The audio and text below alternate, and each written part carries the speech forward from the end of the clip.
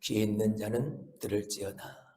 이 세대를 무엇으로 비유할까? 비유하건대 아이들이 장터에 앉아 제 동물을 불러 이르되 우리가 너희를 향하여 비리를 불어도 너희가 춤추지 않고 우리가 슬피 울어도 너희가 가슴을 치지 아니하였다 함과 같도다.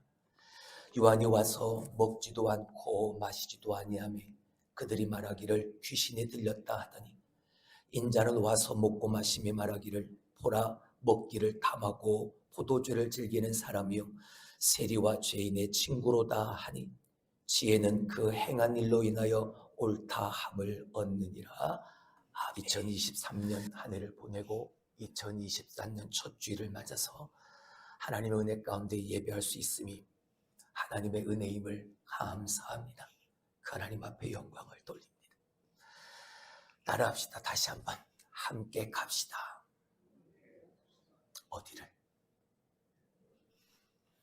소망을 향해 함께 나아가기를 원합니다.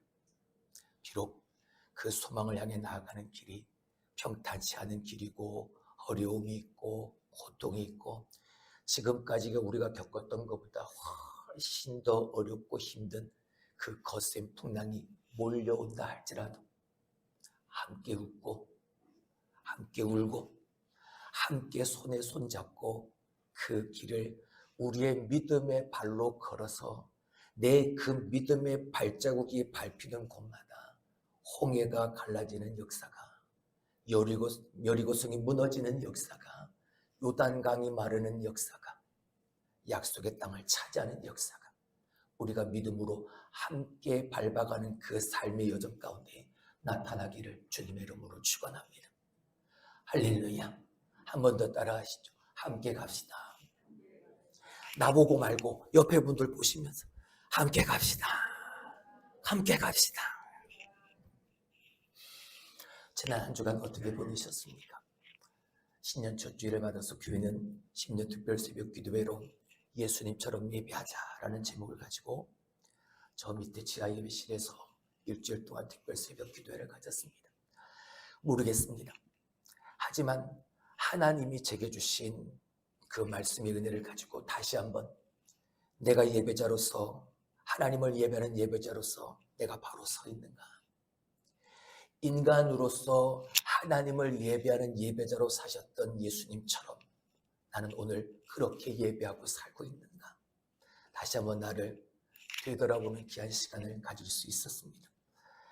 2024년뿐만이 아니라 내게 남아있는 모든 인생, 내 삶의 여정이 그렇게 예수님처럼 그렇게 하나님을 예배하고 싶습니다.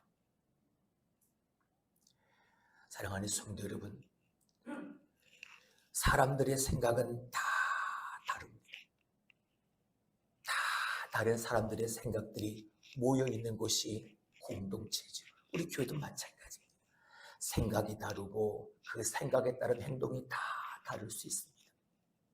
하지만 교회라는 곳에 목사를 세워두신 하나님의 이유는 각기 다른 생각들보다 세워놓은 주의 종 목사의 생각, 목사의 행동 바라보고 그와 함께 더불어서 하나님의 나라를 만들어 가라라는 것이겠지요. 할렐루야. 다 다른 생각들을 어떻게 다 할 수 있겠습니까? 그런데 그 가운데 세워놓은 목사의 생각을 보고, 근데 그 목사가 신천지의 이만이나 JMS의 정명석이라면 그거는 따라갈 이유가 없는 거지만 윤리적이나 아니면 무엇보다 성경적으로 도덕적으로 흐트러짐이 없다면, 잘못된 것이 없다면 목사가 바라보는 것, 목사가 생각하는 것, 목사가 행하는 것 그저 믿음으로 순종하면서 함께 하나님의 그 아름다움을, 하나님의 그 복됨을, 하나님의 계획을, 하나님의 뜻을 이루어갈 수 있는 저와 여러분이 될 수 있길 주님의 이름으로 축원합니다. 물론 제가 먼저 그렇게 살 겁니다. 제가 2024년 다른 어떤 누구들보다 하나님 앞에 한 점 부끄러움이 없도록 제가 먼저 그렇게 살겠습니다. 그러니 여러분, 목사를 믿고 목사가 하고 목사가 말하고 목사가 행동하고 목사가 생각하는 그 모든 것들을 믿음으로 순종하며 함께 그 길을 갈 수 있길 주님의 이름으로 다시 한번 축원합니다. 할렐루야. 오늘 제목이 그겁니다. 뭐 하자? 함께 가자는 거죠. 함께 갑시다. 구경만 하지 마시고 다 함께 그 일을 이루어가는 주인공이 됩시다. 할렐루야. 중국에서 있었던 일입니다. 관둥성의 포산이라는 도시에 한 작은 시골 시장 어귀에 교통사고가 났습니다. 트럭에 2살밖에 되지 않은 아이가 치인 겁니다. 아이가 작다 보니까 이 트럭이 앞바퀴가 그 아이를 치고 넘어진 아이를 역과해버렸습니다. 앞바퀴가. 알았습니다. 운전사가 덜컹했으니까.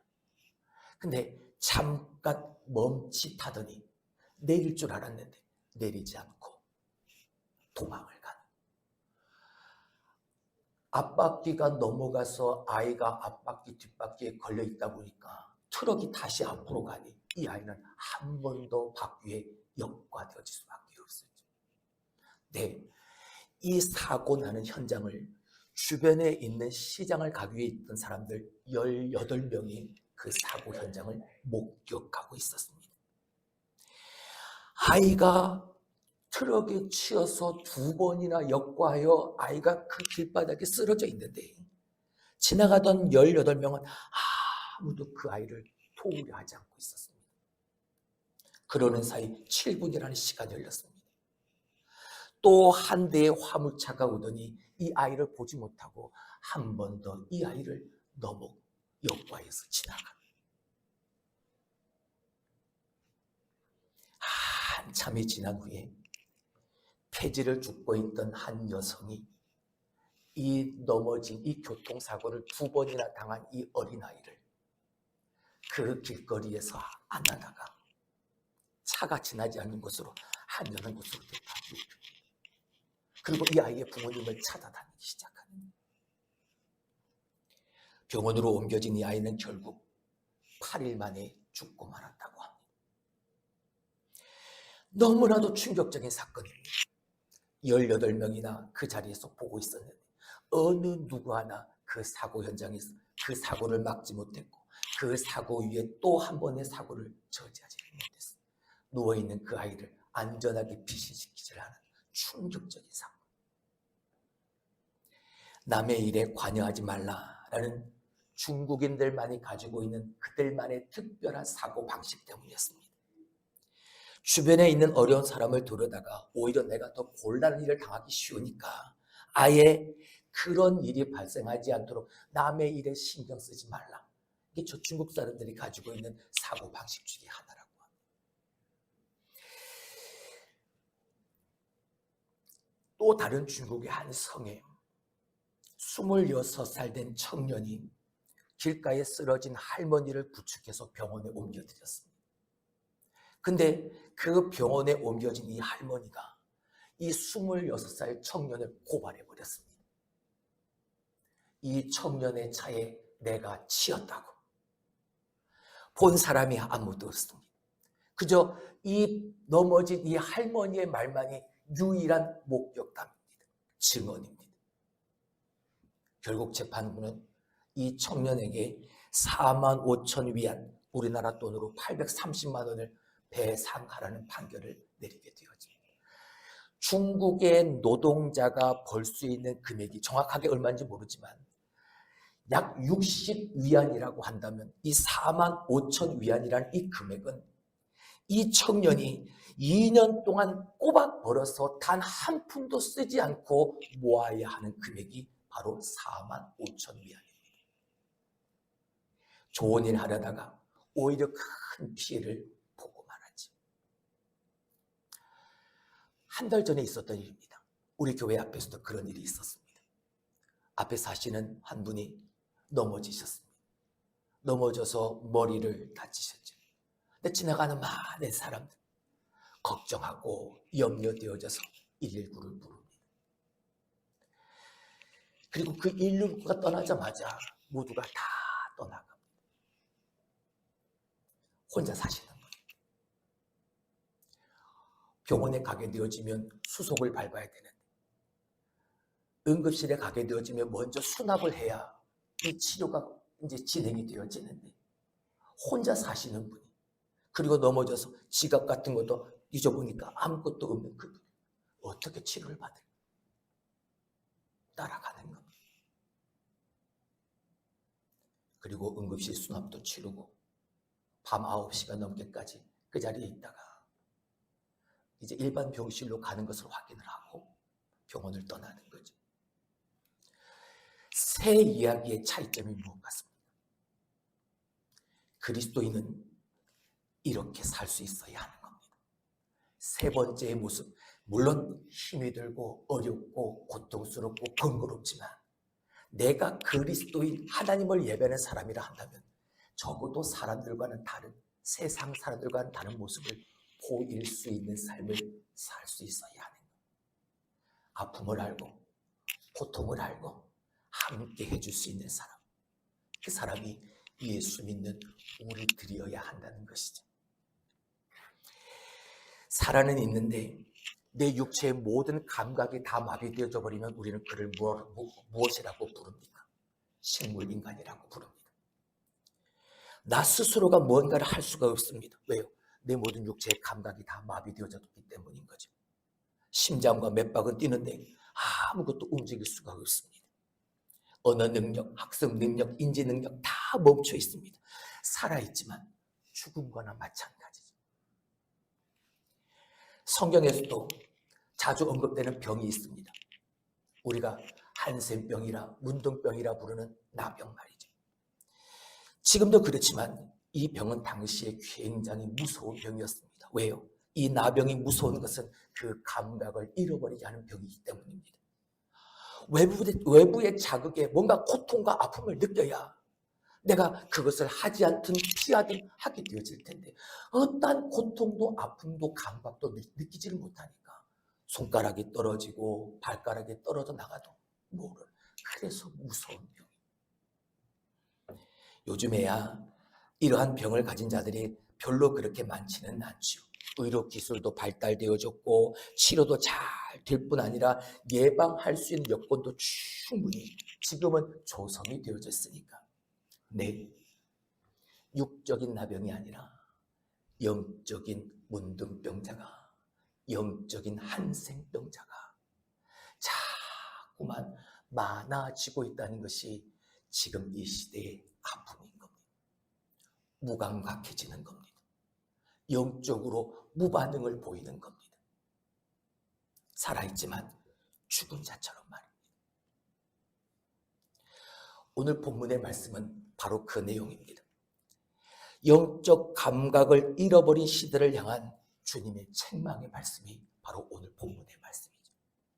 오늘 본문의 이야기는 11장 그 1절 처음으로 돌아갑니다. 거기부터 시작이 되어지죠. 예수님께서 복음을 전하러 다니실 때 감옥에 세례 요한이 갇히게 되어집니다. 그 감옥에 있던 세례 요한이 예수님에게 당신의 제자들을, 이 세례 요한의 제자들을 보내게 되어지죠. 예수님께서 세례를 받으실 때 세례 요한은 알았습니다. 뭘요? 이분이 하나님의 아들이라는 것, 세상 죄를 용서하기 위해 하나님께서 보내신 하나님의 어린 양이라는 걸 누구보다 이 세례 요한은 잘 알고 있었습니다. 또 많은 사람들 앞에서 이 어린 양 예수 그리스도를 증언했지요. 그런데 그가 감옥에 있으면서 그의 생각 중에 이런 의문이 드는 겁니다.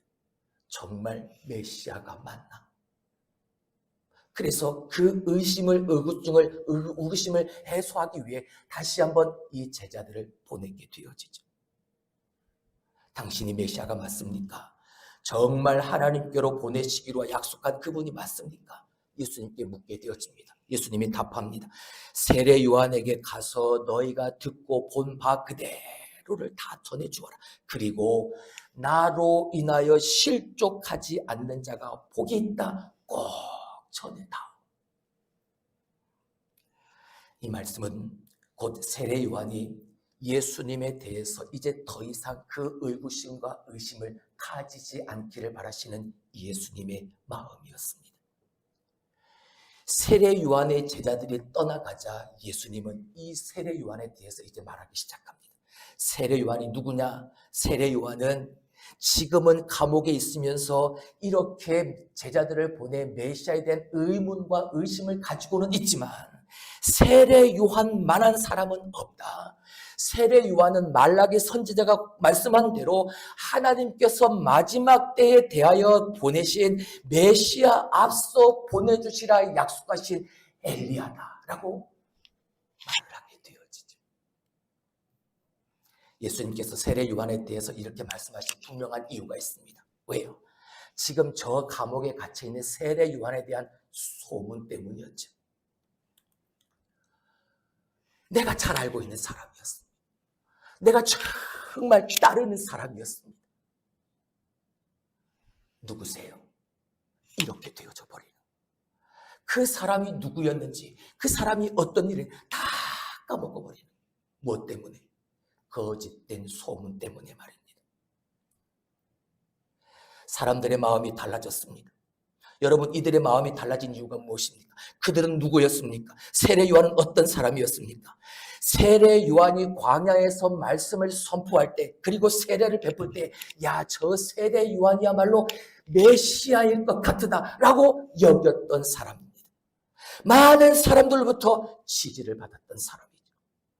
독사의 자식들아, 호된 책망을 받으면서도 바리새인들과 서기관들은 그 세례 요한에게 가서 세례를 받으려고까지 했습니다. 근데 이 세례 요한이 지금 헤롯 그 왕 때문에 지금 감옥에 갇히게 되어졌습니다. 사람들의 마음이 달라지기 시작한 그랬던 세례 요한인데 누구세요? 잘 모르겠는데. 종교 지도자들이 만들어낸 거짓 소문. 세례 요한이 유대 광야에서 메뚜기와 석천막 먹고 다른 음식을 먹지 않은 건 그가 귀신 들렸기 때문이야. 세례 요한은 귀신 들린 사람일 뿐 그는 선지자도 아니고 하나님의 사람도 아니야. 18절. 요한이 와서 먹지도 않고 마시지도 아니하며 그들의 말하기를 뭐 했다? 너 세례 요한, 너 귀신 들렸다 라고 거짓 소문을 퍼뜨리기 시작합니다. 근데 여기서 끝난 게 아닙니다. 예수님은 누굽니까? 세례 요한이 인정한 사람입니다. 하나님의 어린 양이라고 인정한 사람이 예수님이십니다. 성령으로 세례를 베푸실 분이라고 사람들 앞에 공공연하게 그렇게 선포했던 분이십니다. 근데 이 세례 요한이 그렇게 인정한 이 예수님의 삶은 오늘 이 세례 요한의 삶과 비교하면 너무나도 달랐던 거죠. 세례 요한은 철저하게 금욕적인 생활을 했습니다. 그래서 메뚜기만 먹고 석청만 먹고 다른 음식은 먹지 않고 광야에서 그렇게 살았지. 근데 예수님은요. 예수님은 그렇게 살지 않으셨습니다. 예수님은 잔치를 벌이셨습니다. 그리고 그 잔치를 즐기셨습니다. 먹고 마시는 것에 대해서 그는 전혀 구애를 받지 않으셨습니다. 심지어는 그 잔치 자리가 세리들로 죄인들로 가득한 자리라 할지라도 마다하지 않으시고 그 잔치 자리에 참여하셨습니다. 그러자 종교 지도자들이 이 예수님에 대해서 거짓된 소문, 이상한 소문을 만들어내는 거죠. 자, 저 예수는 먹기만 탐하고 포도주만 즐기는 사람이다. 세인들과 창녀들과 죄인들 이들과 지내는 그런 부류의 사람이다. 그는 세례 요한이 말한 것처럼 메시아도 아니고 하나님의 어린 양일 수도 없다. 그저 세상을 즐기는 그런 사람일 뿐이다. 19절. 인자는 와서 먹고 마시며 말하기를 보라, 먹기를 탐하고 포도주를 즐기는 사람이요 세리와 죄인의 친구로다. 세례 요한이 그랬고 예수님이 그랬습니다. 사람들은 세례 요한이 누구인지를 알았고 예수님이 누구신지를 분명히 알았습니다.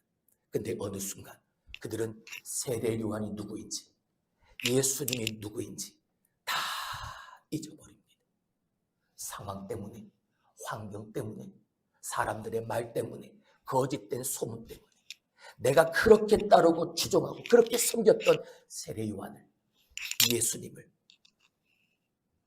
까마득히 잊어버린,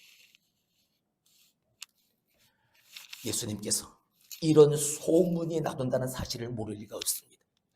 그런 소문이 난다는 이 사실을 아신 예수님은 그 소문을 만들어낸 사람, 그리고 그 소문을 그대로 믿는 사람들을 향해 오늘 본문의 말씀을 전하고 계신 겁니다. 지금 이 시대는 무감각의 시대라고 말이죠. 영적으로 무감각, 영적으로 무반응을 보이는 시대라고 말이죠. 그러면서 비유를 드시는 말씀이 뭡니까? 아이들이 장터에서 노는 그 놀이를 비유로 들으십니다. 자, 먼저 17절의 말씀을 봅니다. 이르되 우리가 너희를 향하여 피리를 불어도 너희가 춤추지 않고 우리가 슬피 울어도 너희가 가슴을 치지 아니하였다 함과 같도다. 무슨 얘기입니까? 장터에 부모님을 따라 나온 이 아이들이 부모님의 장터에서 물건을 사는 동안 이 아이들이 자기들끼리 모여서 노는 겁니다. 한 그룹의 아이들이 다른 그룹의 아이들에게 결혼식 놀이를 하자고 요청을 하네. 야, 우리 결혼식 놀이 하자. 여러분, 당시의 유대인들의 결혼식은 요란했습니다. 신랑 집에서 먼저 신랑과 신랑 친구들이 잔치를 벌이고, 그리고 그 신랑이 신부의 집으로 가고, 또 그곳에 한 번 더 잔치를 엽니다. 보통 잔치의 기간이 일주일이 걸린다고 하죠. 그러다가 신랑과 친구들이 신부의 집에 와서 그 잔치를 벌이는 그 속에 모든 악기들을 다 가지고 와서 밤에 그 신부의 집에서 신나게 노래를 부르고 춤을 추는, 그게 바로 유대인들의 결혼식이었어요. 이 아이들이 그 놀이터에서 이 유대인들의 결혼식을 놀이로 흉내내고 있었던 거죠. 야, 우리 결혼식 놀이하자 라고 말하고 피리를 부는 흉내를 내는데, 다른 쪽에 있는 아이들은 춤을 춰야 하고 같이 노래를 불러야 하는데 그것이 아닌 겁니다. 결혼식 놀이하자, 결혼식 놀이하자, 피리를 아무리 불러대는 신용을 해도 그저 시큰둥하고 있는 것, 아무 반응이 없는. 또 하나의 놀이, 그건 바로 장례식 놀이였죠. 유대인들의 장례식에는 돈을 받고 직업적으로 울어주는 사람이 있었습니다. 그들은 큰 소리를 내고 그 자리에서 가슴을 치며 우는 사람들이었지. 아이들이 지금 그 모습을 흉내내고자 하는, 그걸 놀이로 만든 겁니다. 한 아이가 놀이터에서 외칩니다. 야, 우리 장례식 놀이하자. 모여라, 모여라. 그러면서 이 아이가 가슴을 치면서 통곡하는 흉내를 냅니다. 그러면 같이 모인 그 아이들이 같이 가슴을 치고 울어야 그 놀이가 되어지는데, 다른 아이들은 들은 척도 하지 않는 거예요. 놀이를 하자라고 제안한 그 아이는 어떻게 되어질까요? 미치광이 취급을 받는가? 예수님이 왜 이 이야기를 비유로 들으셨을까요? 세례 요한, 예수님, 누군지를 누구보다 더 잘 알고 있는 이 유대인들, 그들이 어느 순간 예수님을, 세례 요한을 망각해버린 그 영적 무감각 시대에 지금 너희들의 모습이 이와 같다라고 말씀하시는 겁니다. 결혼식 놀이는 예수님에 대한 상황을 비유한 겁니다. 이 땅에 오셔서, 메시아로 오셔서, 구원의 주로 오셔서 그 구원의 생명의 잔치를 베푸실 그 잔치의 주인 예수에 대한 비유였습니다. 장례식 놀이는요, 이제 죽음을 앞둔 저 세례 요한의 상황에 대한 말씀이었던 거죠. 여러분, 예수님께서 이 땅에 오심으로 여기는, 이 땅은 예수님으로부터 말하면 잔치가 벌어졌습니다. 그 자리가 결혼식 잔치든 아니면 세리와 죄인들이 베푼 잔치든 마다하지 않고 예수님은 그 잔치에 참여하셨습니다. 그들과 함께 하셨습니다. 어쩌면 그들 속에 계신 이 예수님은 마치 이 한 어린아이처럼 결혼식 놀이하자, 장례식 놀이하자 외쳤던 이 그 아이처럼 오늘 예수님의 그 결혼식 놀이를 제안하자라고 그 제안하신 것이나 똑같았던 거죠. 그런데 유대인들은 시큰둥한 겁니다. 별 미친놈 다 보겠네 라고 생각하며 그냥 쳐다볼 뿐이었습니다. 그 놀이에 참여하는 사람은 한 사람도 없었습니다. 예수님은 그야말로 왕따를 당하고 있었습니다. 그렇다고 그들이 장례식 놀이에 참여하냐? 아니요. 예수님보다 먼저 와서 하나님의 나라가 가까이 왔으니까 회개할 것을 선포하고 외쳤던 그 세례 요한에게 귀신 들렸다, 미쳤다라고 비웃었습니다. 가슴을 치고 눈물을 흘리며 회개해야 한다고 선포한 그 세례 요한을 귀신 들렸다라고 몰아세웠다, 조롱했던 거죠. 지금 이 시대 예수님의 잔치가 베풀어지고 세례 요한의 장례식이 이제 행해질 그 자리에 어느 누구 하나 함께 참여하고자 하는 마음이 누구도 없었습니다. 영적으로 무감각했고 영적으로 그들은 무반응했습니다. 당시 유대 지도자들은 그런 무감각한 사람들이었습니다. 피리를 불어도 춤추지 않고 슬피 울어도 가슴을 치지 않는 그 모습 그대로, 왜 춤을 춰야 하는지 그 이유도 모르고 왜 가슴을 치며 울어야 하는지 그 이유를 몰랐습니다. 춤을 춰야 하는 그 흥을 잃어버렸습니다. 눈에는 흘러야 될 눈물이 다 말라버렸습니다. 왜 그렇게 감각을 잃어버린 몸이 건조한 사람들이 되고 말았을까? 나만의 특권의식 때문이었습니다. 자기들은 피리를 분다 하더라도 나는 절대 춤추는 사람이 아니야, 그들은 생각했습니다. 피리를 불 때 춤을 추는 것은 놀기 좋아하고 경건하지 못한 사람들이 하는 짓이야, 그들은 생각했습니다. 그래서 예수님을 그런 부류의 사람으로 분류해버렸습니다. 저 예수는 창녀들과 어울리는 사람이고 먹고 마시는 것을 너무나 좋아하는 사람이고 상종해서는 안 되는 죄인들, 세리들과도 가까이 하는 사람이라고 그들은 그렇게 생각했습니다. 그러니까 그들은 예수님과 가까워질 수가 없었습니다. 가까이 올 수가 없었습니다. 그런 예수님을 메시아라고 인정할 수가 없었습니다. 그렇다면 그들이 경건한 삶을 살았던 세례 요한은 인정했는가? 그렇지 않았습니다. 그들은 세례 요한 역시 그들은 귀신 들렸다고 생각했지 않습니까? 세례 요한은 분명 경건하게 살았습니다. 그는 거룩하게 살았습니다. 광야에서 메뚜기와 석청을 먹이면서 하나님의 나라를 선포했습니다. 수많은 사람들에게 세례를 베풀었습니다. 누구보다 경건한 삶을 살았던 사람입니다. 그러나 그런 세례 요한 역시 내 마음에 들지 않는 겁니다. 내 생각과는 너무나, 내가 생각하는 경건과는 너무나 다른 삶을 이 요한이 지금 살아가고 있었습니다. 여러분, 여기에 오류가 있는 겁니다. 나와 다르니까 틀렸다, 나와 다르기 때문에 무조건 틀렸다라고 말하는, 여기에 판단의 실수가 있는 거예요. 나와 다르니까 공감하지 못하고 나와 다르니까 별종으로 여겨버리고, 그러니까 거기에 자기의 성만 높이 쌓아져가는, 나는 달라, 나는 저 춤추는 자들과, 나는 저 눈물 흘리는 사람과 나는 달라, 나만의 특권의식이 생겨나게 되어진 거죠. 나는 달라. 그리고 그 특권의식은 장애가 되어집니다. 하나님 앞에 바로 서지 못하게 만들 뿐 아니라 사람들 사이에서도 거리를 멀어지게 만드는 장애가 되어질 뿐입니다. 오늘 예수님의 비유의 말씀 속에서 그 놀이터에서 결혼식 놀이나 장례식 놀이를 하자고 해도 시큰둥하여 하면서, 그건 유치한 너희들이나 그 일이나 해, 그런 식으로 대하는 시큰둥하는, 아무 반응 없는 아이들과 같은 모습입니다. 사도 바울은 분명히 말합니다. 나는 자유로운 사람이지만 스스로 모든 사람에게 종이 된 건 더 많은 사람들을 얻기 위함이라고요. 내가 유대인처럼 행동하는 건 유대인을 구원하기 위해서고, 내가 율법 아래 있지 않지만 율법 아래 있는 사람들처럼 사는 건 율법 아래 있는 저들을 내가 구원하기 위함이다.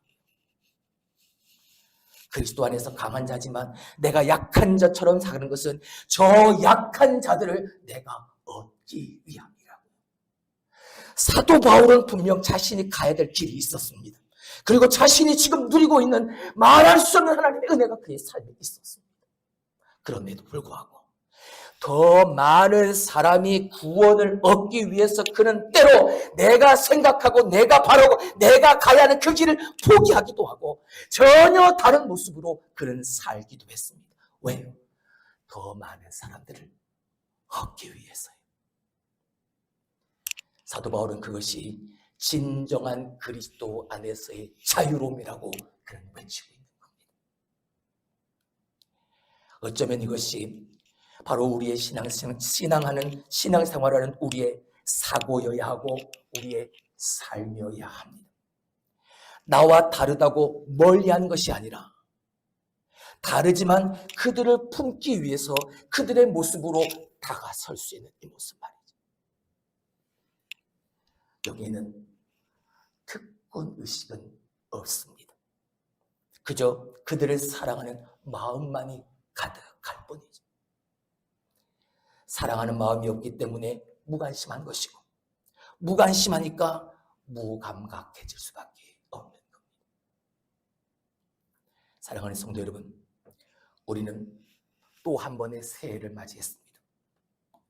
새해 첫 주간 새벽 예배를 통해서 예수님처럼 예배하라는 주제를 가지고 하나님의 말씀을 나누면서 우리의 예배의 롤모델이신 예수 그리스도, 그 예배를 가장 최우선하며 사셨던 예수 그리스도, 예배의 대상이신 하나님만을 예배했던 예수 그리스도, 그리고 그 예배의 중심이었던 예수 그리스도, 예배에 관한 이야기가 나의 이야기가 아니라 하나님의 얘기로 가득했던 예수님의 그 예배, 그리고 그 예배에 참여하는 제자로서 나는 어떠한 예배를 드리고 있는가?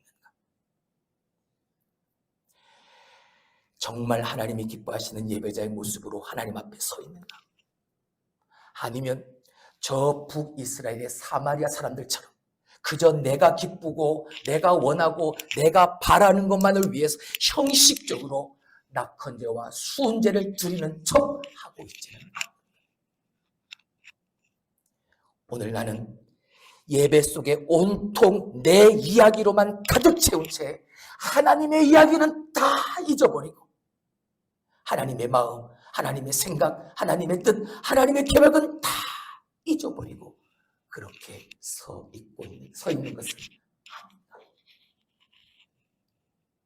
그러면서 오늘 우리가 교회와 성도들의 아픔과 그 힘듦을 공감하지 못하고 나만의 특권의식만을 가득한 영적 나병 환자, 영적 무감각증을 앓고 있는 환자는 아닌가. 여러분, 다 나의 무감각 때문입니다. 나는 그래도 된다는 나만의 특권의식이 나를 그렇게 무감각, 무반응으로 만들어가고 있는. 사랑하는 성도 여러분, 그동안 무관심했던 나 주위의 그 주변의 아픔과 힘듦에 함께 아파할 수 있고 내 주변의 행복한 그 미소에 함께 웃을 수 있는 여러분이 될 수 있길, 그 믿음의 주인공이 되길 주님의 이름으로 축원합니다.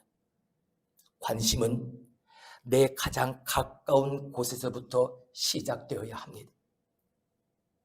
눈물 흘리는 내 가족의 아픔부터 헤아릴 수 있는 마음을 가져야 하고 나와 가까운 그 이웃의 행복에 시기와 질투가 아닌 그 행복에 같이 미소 짓고 웃어줄 수 있는 함께하는 마음을 우리가 가질 수 있어야 합니다.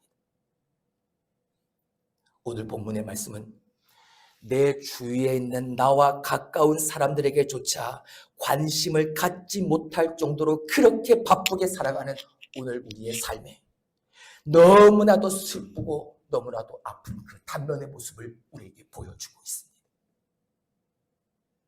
사랑하는 성도 여러분, 관심은 내 눈에서부터 시작되어지는 겁니다. 내가 뭔가를 봐야 하고 힘듦을 봐야 하고 눈물을 봐야 하고 얼굴에 핀 웃음을 봐야 합니다. 그래야 함께 아파하고 함께 눈물 흘려줄 수 있고 함께 웃어줄 수 있는 사람이 되는 겁니다. 하나님을 예배하는 공동체에서 교회의 눈물, 교회의 그 웃음에 무관심하다면 우리의 마음에 사랑이 식어있는 겁니다. 함께 가면 길이 됩니다. 요압 사거리에 붙어있는 현수막입니다. 아무리 길이 아니고 길이 없어도 함께 가면 길이 된다는 말이죠. 사랑하는 성도 여러분, 올 한 해 우리는 어떤 놀이에 참여하시렵니까? 결혼식 놀이를 하자 해도 시큰둥하고 장례식 놀이를 하자 해도 시큰둥한 사람들만은 되지 맙시다. 힘듦을, 아픔을, 기쁨을 같이 분담하면서 소망을 향해 한 걸음 한 걸음 함께 나아가는 그런 교회로 만들어 갑시다. 우리의 삶과 우리의 신앙이 있는 이 모든 무관심과 이 무감각의 병을 다 떨쳐버리고 그리고 즐거워하는 자들과 함께 즐거워하고 우는 자들과 함께 우는 함께 전진할 수 있는 교회로 만들어 갑시다. 그러면 우리 모두가 다 행복한 바로 그 교회가 만들어질 줄로 믿습니다. 할렐루야. 따라합시다. 함께 갑시다. 함께 갑시다. 기도합니다.